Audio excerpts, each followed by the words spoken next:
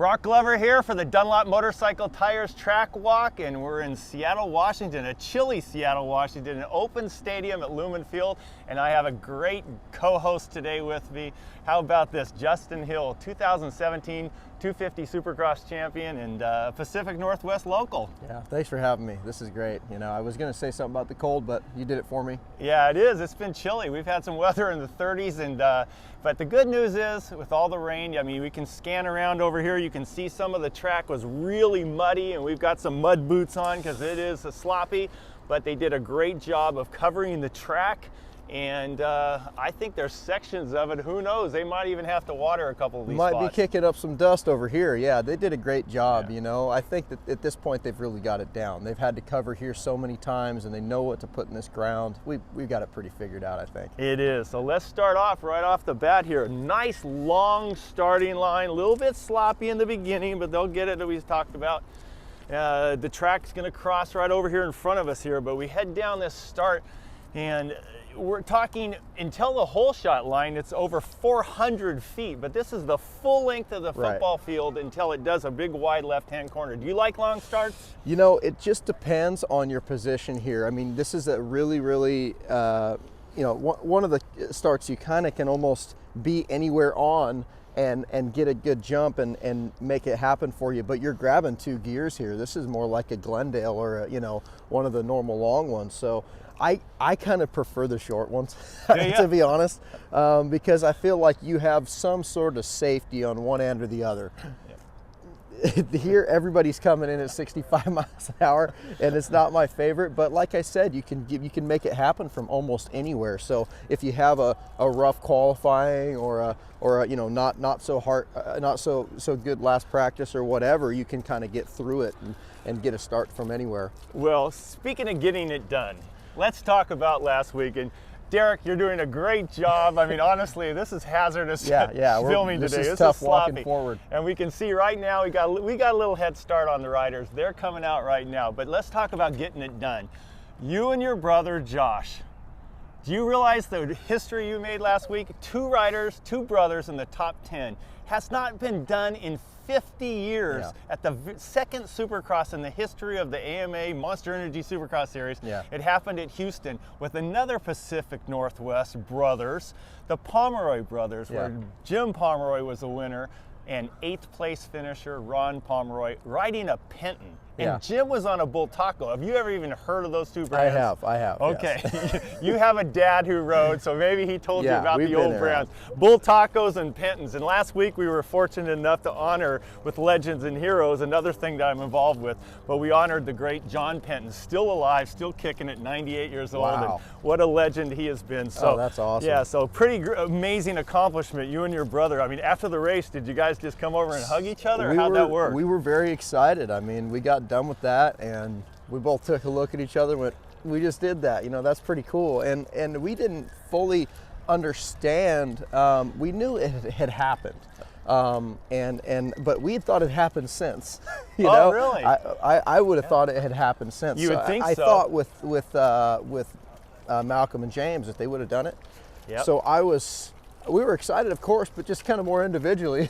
You know? You talk about Malcolm and James. They're not, unfortunately, now James is retired, but you know who's probably going to do it pretty soon. Probably the guys right behind us. Yeah, the Lawrence brothers. We would expect the Lawrence brothers to get a top 10 in the next year or two. Yeah, but I would bet. You guys beat them to it, and that's all I can say. Hey, that's great, and there's more left. You know, we got another. I don't know if they're both moving up next year or not, or what's going on, but you know, if they're there and do it, then that's awesome. But you know, we got a few more races, 6 more races or so to try to do it again or maybe do it better. You know, maybe so tonight. hopefully we can. That would be really cool for the home race. Here we are. This first turn to me is almost in the exact corner that we had just a few times before here at Seattle.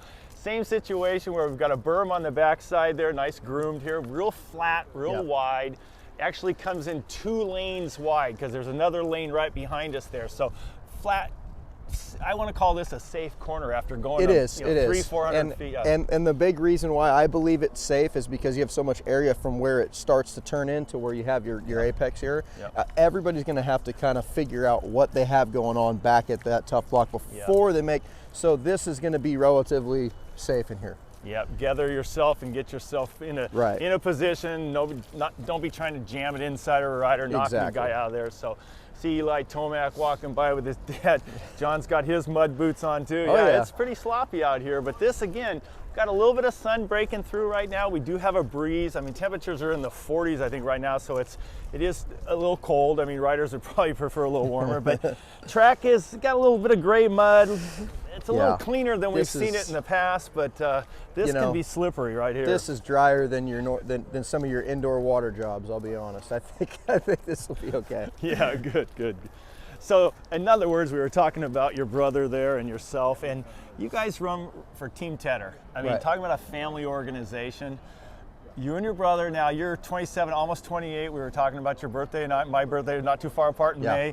But that being said, you guys are kind of the elder statesmen and also family, and the Tedders are a family organization. So that paddock area over there, it does feel very family oriented. Does it make you comfortable? Oh, absolutely. You know, that's been my favorite thing about this year is that atmosphere. It's definitely a low pressure situation, and we get to show up and enjoy ourselves. And you know, I've got kids now that I'm bringing to the races, and some of the other trucks would be less suitable for that. You know, this is definitely my current landscape of the sport. What I'm looking for falls right within that. So I couldn't tell you how much fun I'm having. Fantastic, yeah, absolutely. So coming off this corner, pretty simple double. This is your first time seeing the track. They have had it covered. There was no press day yesterday because of the weather, and all these riders, everybo's seeing it for the first time. And so pretty simple double, and then here, or do you think you can pop from the first up onto the stable? You know, that's kind of what I was looking at, but you know, it's hard off of that corner the way they've got it. I don't see that as a possibility. I think you're going to drive it in there. You might even go roll and go on off here if I had to guess. I don't know. Yeah, come in real tight, roll it, and then single onto here. A lot of times, if there's this flat area here and you can just across it, that's a lot of times what you want to do. Well, they've built a very gentle knob here to get some lift off it, but you know, you're also talking about if you roll it, you could single and maybe downside this. And then I you've always got like another to look down the pipe and look and see how am I going to miss the big ones, you know? And if you go onto here and off of here, you're going to miss those big ones. You'll get over that.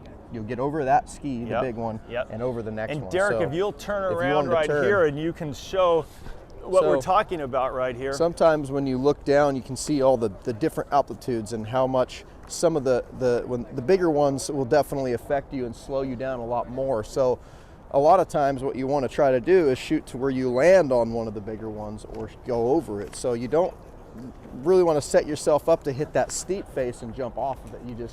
You lose a lot of time. You're up in the air. Might look cool for the fans, but maybe not so much your lap time. So that's kind of what we aim to do, is look down the pipe and see what we can avoid and get through quicker.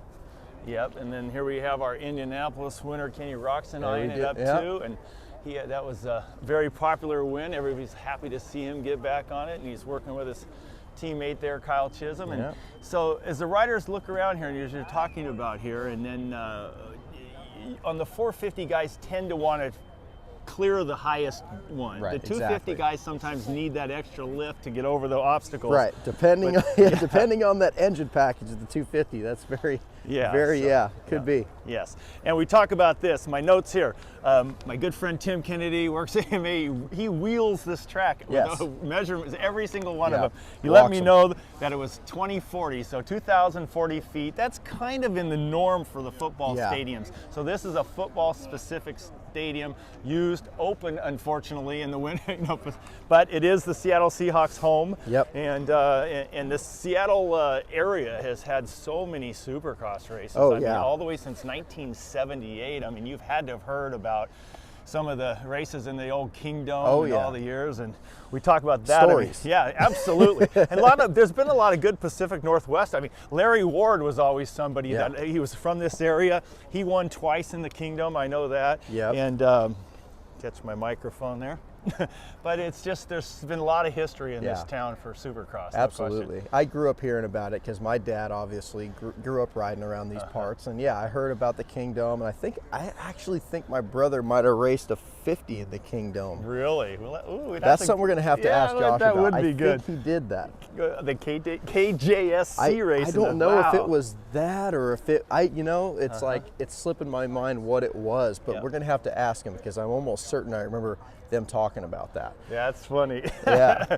You were not quite. I don't think I was born yet. Quite yet. Probably not. So right now we see, and Derek's backing up on the camera, that's the tall one right there. Yes. And you think you could miss that, and if not, there's only one more jump afterwards, so it's pretty basic. Yeah, in a perfect world, you'd like to be on the back side of that big one there, leaving from this one, going over the one that he's standing on. And that would be, I mean, in a perfect world, yes. You know, of course, the tricky part about the rain is a lot of times, of course, they cover the track, but a lot of times it still seeps in there and gets in the transition. So that's going to happen worse in some transitions, versus others. So this one might be good, that one might not be. You know, that's going to change the dynamics of the rhythm a lot. So, and speaking of transitions, come on, I mean, you in your life.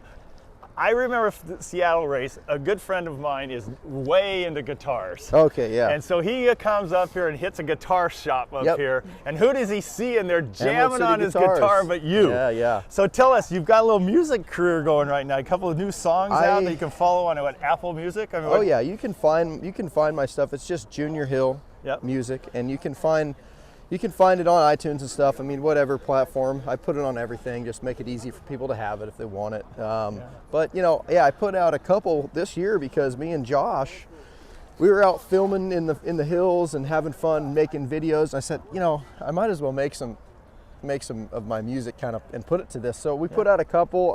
They're actually, I'm in opening ceremonies tonight, and they're going to use one of them for my opening ceremonies. No way! So that'll be cool. That's awesome. And that's not the latest one that I put out, but the one before. So you'll be able to hear it. It's called Mush. Mush, okay. And you can look it up, like I said, on iTunes and all that. But yeah, I mean, I love playing the guitar, love jamming out. I mean, that's another thing I got from my dad. I mean, he liked playing. I grew up big Black Sabbath and Jimi Hendrix fan, and that was like. But is your stuff more alternative, or is it hard rock? It's this latest stuff is more hard rock for sure. And then before that, it was a little bit more Seattle feel. Well, I don't the grunge coffee thing. I don't remember any rider ever having their song in the opening ceremonies of a Supercross. I don't know if it's ever happened. The only other guy I could think of who is a musician would be Justin Bogle, and I think maybe he might have, but I don't remember if he did or not.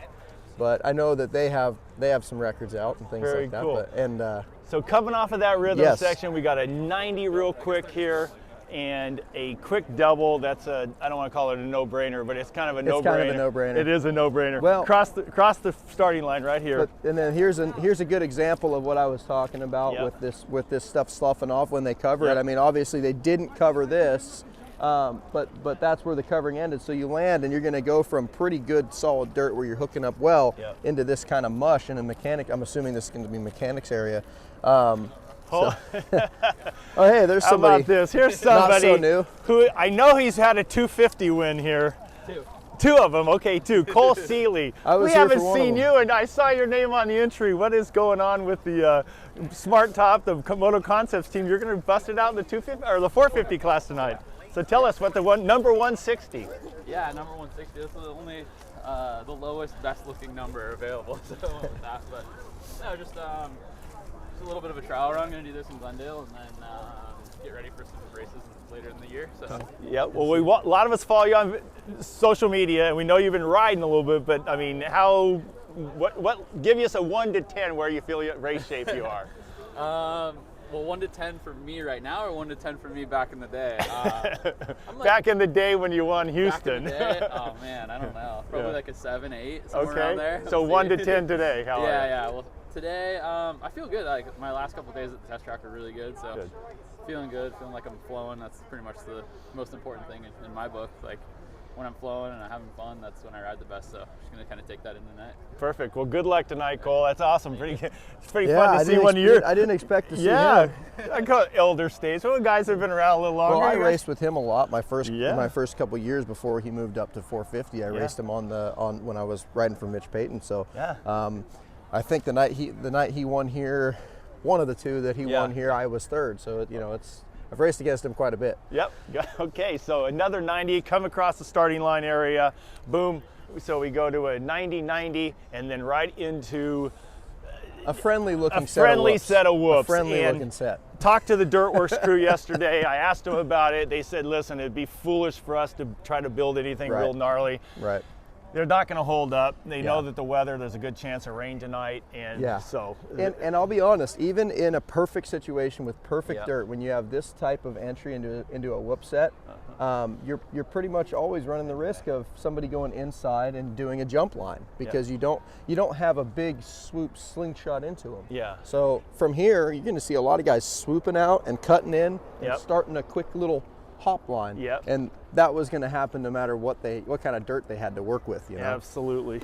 No question about that. So Seattle's always been known for a little bit of soft dirt. That's just the nature of the beast up here with all the moisture and the rain. And unfortunately, I heard a funny statistic. I'm a San Diego guy. I heard that San Diego's had more rain this year than Seattle. But, I believe that. It's been a wet winter for the whole West Coast. So coming through here, we do have, like you mentioned, some whoops. Not too big. Do you prefer to jump or do you prefer to try to blitz? To me, it's just all platform specific. If I'm on a bike that is really comfortable skimming versus real comfortable jumping, I would say my bike currently does better jumping than it does skimming in the comparison.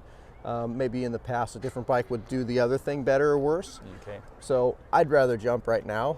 Looking back at your and maybe that has to do with your platform and your body's platform. That's true. Yeah. Looking back at your career, what was your best skimming bike? Like just to blitz the whoops. My best skimming bike was probably my MCR Honda. Oh, really? It was a very good skimming bike. Yeah. Wow. So in 2020, either that or my championship year bike on Mitch's team. Yeah, Mitch has always been known all my for, bikes that I ever had from Mitch Payton were good skimmers. Yeah, so. Mitch's bikes have always been that way. It's been decades. They worked on that hard. That's just Bones, and I was working with Adam and Bones that year, and we just had a good relationship going on, and we built that bike just the way that we wanted, and it worked really, really well. Awesome. So we're standing on the 7th of the 8, and then we pop 8. So many it's more times like a 7.5. Yeah, the beginning one is a pre. We didn't get the committee. I didn't even count that one, but yes, this is a 7.5. And so that said, but it leads into a triple. So having treacherous whoops right at the base of a triple is not necessarily a good thing. Easy in the first couple of sessions, or somewhat easy, and then as the night goes on and the track tears down, it gets pretty treacherous, so they don't like to have too crazy of a set leading into a triple. Huh? But what they've done here that they've done really well is the way that they constructed this face. You could probably make a turn right here and still jump this jump. Right. And they've laid it down enough, so they've read the soil correctly and read the map correctly and done that.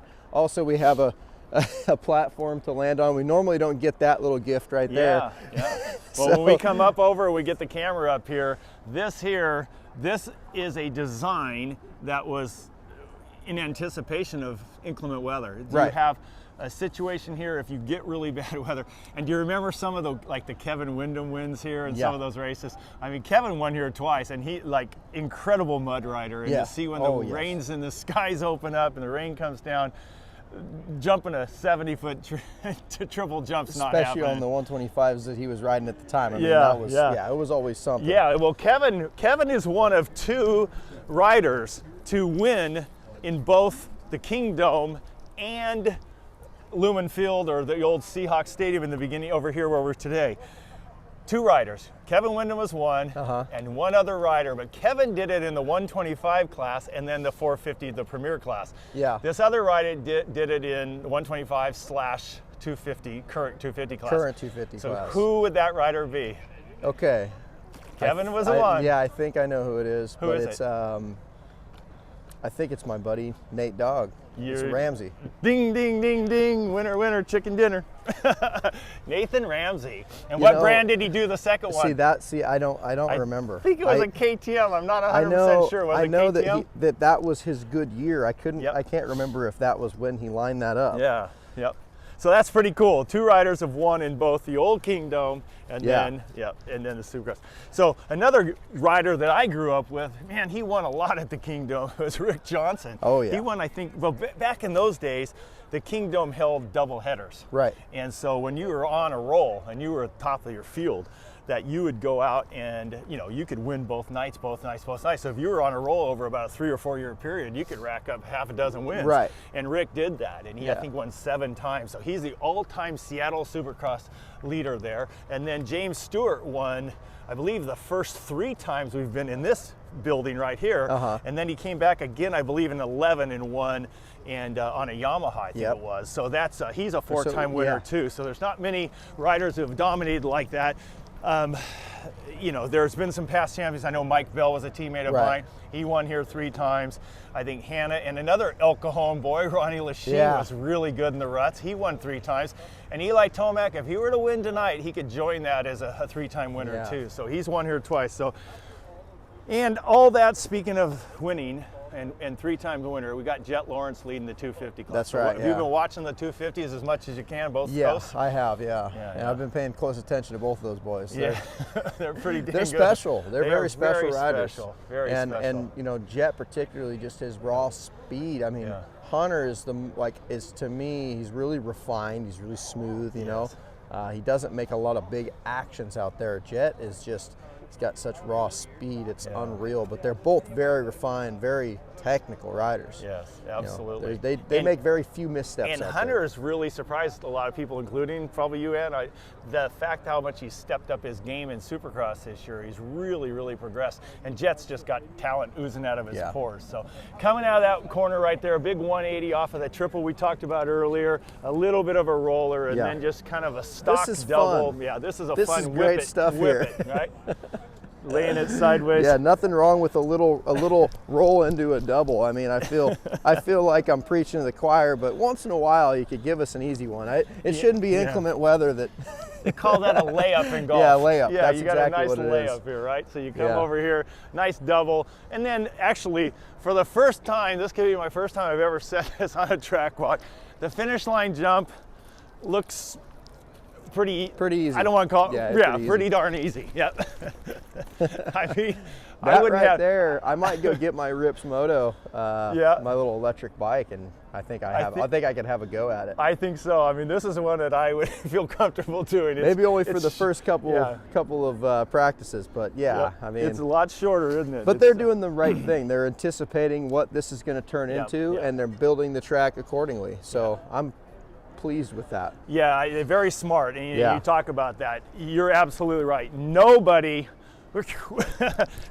wants to see somebody win a Supercross and have to roll the finish line if it is muddy. It's not. If it's muddy, so that's just people that show up to this race, they kind of have a benchmark of what Seattle Supercrosses are normally like, right? Yeah, exactly. If this is any sort of dry, but it's just soft and mushy, we should still be able to execute some obstacles and give them a show. Right, and then they'll be running, we're guessing that with the length of the track, probably some rider, they might break into the high 40s. Probably you're looking at, low 50s. Last year, I think Tomac averaged somewhere in that range. Yeah. 49 something was his lap time average in dry conditions. So, I think he did a 47 one time or something, 47.9. So we're looking at those similar lap times if the weather's dry. Right, of course. If it starts raining, all bets are off, right? So very pretty well basic. You see standing water back there. You know how wet that is if the water's just sitting there not soaking in. Coming off here, working our way into a 90, back across the starting line again. And then we head into another rhythm section. And I like this little, what do you think I here? like this little option here. I'm always a fan of when it's low on the outside and a little steeper on the inside, because typically on a 90 like this, you're going to be slinging your way into that inside right here.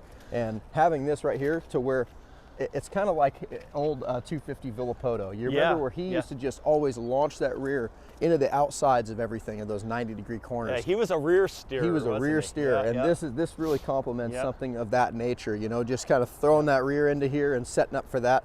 And this little option where it's steep on the inside where he's standing is makes that kind of possible. Otherwise, nobody's going out there. Yeah.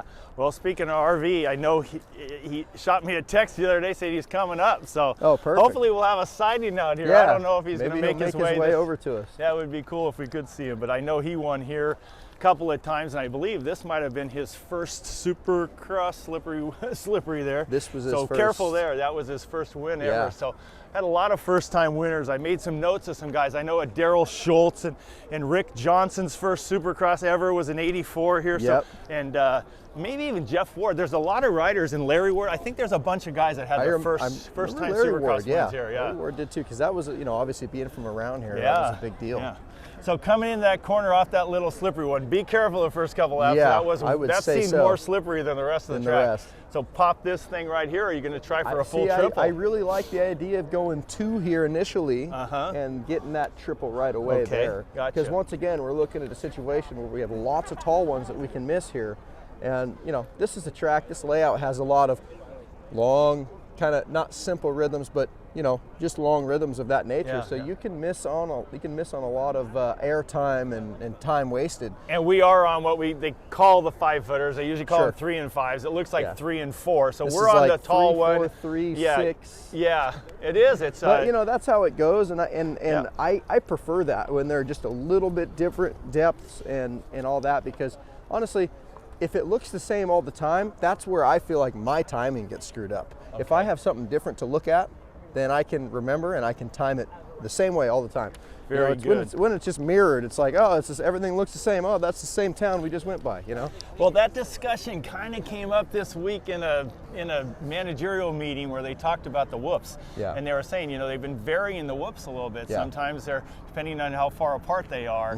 And they talked about that, and they said, well, can't you just make them uniform so we know, so we can build our tracks the same? But then some other managers are like, hey, it's kind of good that they mix it up so that the riders, these are the world's best riders, so they have to adapt to it a little bit too. So, you know, it just depends on the material of the dirt. Yes. If they're going to do dozer or loader whoops. Yeah. And trying to repair the whoops that are too close together Right. with a loader. The rear end of the loader drags and then it tears up the other whoop behind it, and so it's a lot of problematic. maintenance. It's a lot of problematic. So you've driven equipment, right? You know Yeah. the trouble. And the first time you ever tried to build a whoops, I bet you probably found out it was a lot harder than it looks. It is a lot harder, but you know, but my kind of opinion is that I believe that the condition really does make the whoop. Yeah, I yeah. think you could make them similar, and the condition would show the difference. Yep. But you know, that's just me. Yep. So looking back right here, if you can see that, Derek, you know, you got big highs and rise. lows. The guys in the way off in the distance are on the highs, and then there's a low and another high, and these guys are on a low, and this is kind of a medium, and then one behind us is the highest one on the whole section. Clearly the biggest one here. Yeah. Maybe even as big as the triple landing. Yeah. So this rhythm section right here, as the track changes, if it gets rutted up, if the weather changes, you're gonna know. You got some big ones and little ones. So Yeah. if you make a mistake, you better gather Yeah. yourself and figure out And which one figure you're out gonna where get you're gonna back make on that rhythm. multiplication to. Yeah, Yeah, that's right. Yeah, very good. So, what's your favorite part of the track? So you like rhythms, whoops? What's your You thing? know, I've always been a big Dragon's Back guy. I've Okay. always thought they're pretty fun, and you know, this bike I would say is like being more of a jumper type platform. Yep. I like them just a little bit less this Okay, year, all right. but typically that's my favorite obstacle. But What do you think causes that? You got steel I frame, think- aluminum frame. What do you think? I don't know. Yeah, I think it's a lot to do with the frame. I mean, it does so many other things well that it's really hard to complain about. But it definitely, yeah, it's just a completely different feel. And I spent a lot of my time on aluminum frame, so Yeah, it's yeah. you know, it's a big adjustment. Even still to this moment, it's kind of an adjustment. cool. But yeah. Yeah, so coming off the rhythm right here, this Rocky Mountain ATV right here, if you kind of notice, is the north end of the stadium. Right behind these tough blocks here is the first corner. We Right. talked about that. So if you go over, you're going to be in the first corner. Yeah. But coming out of here, you can see right here is a classic example when we talk about tarping. Yeah. they try to do the best they can to have the tarps seal, keep the rain off. But when you have a seam right here, anybody that's ever had a roof leak and you're chasing a roof leak in your home, the water just finds that crack, and sure enough, you can see right here that the tarp, it found the crack in the tarp right here. But a few feet away, we're sitting here with dirt that's totally dry, and it'll probably be kicking up dust, as you mentioned earlier, at the end of the evening if we don't get any more rain. Exactly. So that's fantastic. They get to use their equipment to their advantage and mix this all up and make it good. Very cool. So in here, water here. Now expect some ruts to develop early there because that's real soft. Hopefully nobody's going. I'm about to say, but almost everybody's going to be jumping that unless something, so you're not going to be fighting it. Again, I think they even go to that level when they're putting seams of tarps together. They go, where do we want it? Yeah, we can put a seam there because we know nobody's going to ride through there. And here they want it firm because this is a transition. Exactly. And again, we've got a seam here because most of the times the guys are going to go over the top. So exactly. If anybody thinks there's not thought put in that, you're sadly mistaken. There's a lot of thought put in there, man. So. Hey, Pete, yeah, I know. We got to talk to the guy. Do you need a hug, dude? Do you need a hug? He needs a hug after last week, man. You and I have something in common. Dude. And it happened for me in this damn town. I led for 19 and a half laps, won Supercross, and I cross-rutted on the final lap and fell over and lost a race. And last week, you had it in the bag, and you're riding and getting better and better every week. Better. Yeah. And you've won here twice on the 250, right? Yeah. Okay. So that being said, you got to have a warm, fuzzy feeling for Seattle, right? Yeah. It should be good. Okay. Off-road guy, man. You've always been really good here. Yeah, I remember really the year good. we were battling for the championship. I was like, dude, he's probably just got my number.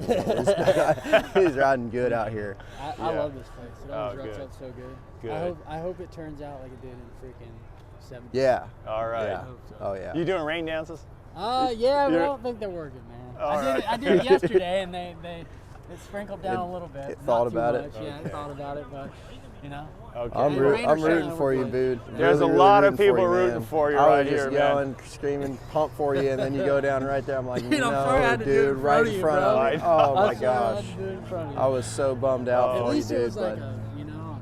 But what a ride, wild dude. crash. But what a ride, though, too, dude. All the way up to that point.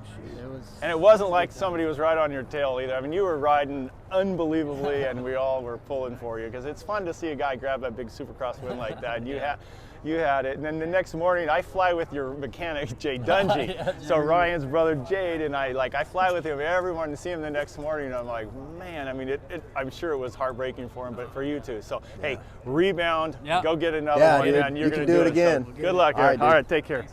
Yeah, that was, man, I think a lot of people were like, oh my gosh. Including myself. He goes through a corner like that. I think he said that was the first time he'd really done feet on the pegs through that. And then you have to remember, I talked to the track guys, and they said that rut was only about that deep before the track, and they looked at it and they said, no, skip it, and they went, because they only have a limited amount of time to do track maintenance. So that was a low priority because the rut wasn't very bad. It wasn't going to get down to the concrete, and so they left it. But by the main event, you got a 20-minute plus one lap. That rut went from that deep probably to that deep, and Aaron had never gone through with his feet on the pegs, and as soon as he did it, just yanked. You saw that. I hit that rut enough times to know that, and it wasn't even the depth that was the problem. It was the hook that the bikes were creating by sitting. And by standing, you know as well as I do, you don't turn a sharp.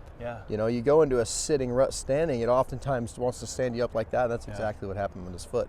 I watched it over and over again going like, how did he do it? And I'm like, then I seen both feet on, I went, that must have been it. So, but hey, when you're leading a race like that, oh my gosh, anyone could be outside of themselves a little bit. You know? Absolutely. So pretty basic section, rhythm section, we've talked about it. Here, right here, not quite a 180, but this is a tight corner. This is going to be tight on an 85, let alone a 450. Yes, and this is going to be one that you're going to see a lot of guys trying to make passes here just because of you have a little bit of runoff. You have a little bit of space here. I wouldn't be surprised to see a lot of guys doubling into that turn and just having a nice line going out like this and leaving that berm completely alone. I'm sure everybody will do it, a few times, but I'd like to see that happen just to set up the sand. If you're coming tight out of that turn and shoving your way into this way, you're really not lined up for that sand at all. So you talked about it, precursor right here, parallel to the starting line, going the same direction, the starting line's right there. we got a full set of sand here that they added. A little, like it was almost an either-or lane. But what do you think here? It's kind of neat to put this into Seattle, and knowing if it does rain, it's no problem. This will be the best part of the track right here. It's probably the only venue that I root for sand to be brought in. I don't typically like it, but we're gonna definitely benefit from it here, because especially the way that this is angled, and this is going to be sort of turning. You know, you don't like to do those little mellow turns when it's just sloppy. You know, so this is going to be way better for that type of angle anyway. Well, I remember a few years ago when you were on the Suzuki that we raced in Tampa and they had that sand, and you had one of your best 450 races of your career. You were so fast that day. And this year they threw that same sand in there, and what looked like it was not that big of a deal, after the race, there were more than 60 what they call incidents where there are crashes in that sand section at Tampa. This is not nearly as soft as sand, but the sand can be pretty tricky in the Supercross. And when the waves are going everywhere and you're landing and you're bogging and you got to jump before it. But this is a much shorter section. Shouldn't be so much of a problem. But it does lead into one little jump, and then it does a quick 90 and across the start, and it will. That's where we would enter the track where we did our start of the track walk. But we're not going to go any further because they are doing the riders meeting at this point, and we'd be standing right in the middle of the riders meeting trying to do our finish our story. But that all being said, thank you so much for joining us tonight, and I'm going to go download some of your songs. I listened to a little bit and I want to listen to your song. I'm going to for sure watch opening ceremonies because that's how you're going to know which one is the one. You get to hear it play in the state. Okay, I'm going to download that one. That's very, very cool. So Justin Hill, the 46 tonight. Keep an eye out for him, brother. And thank you very much for co-hosting. And so that's it. And we're off for next week, and then the week after we're in Glendale. So join us in 2 weeks at Glendale. Pretty well, yes.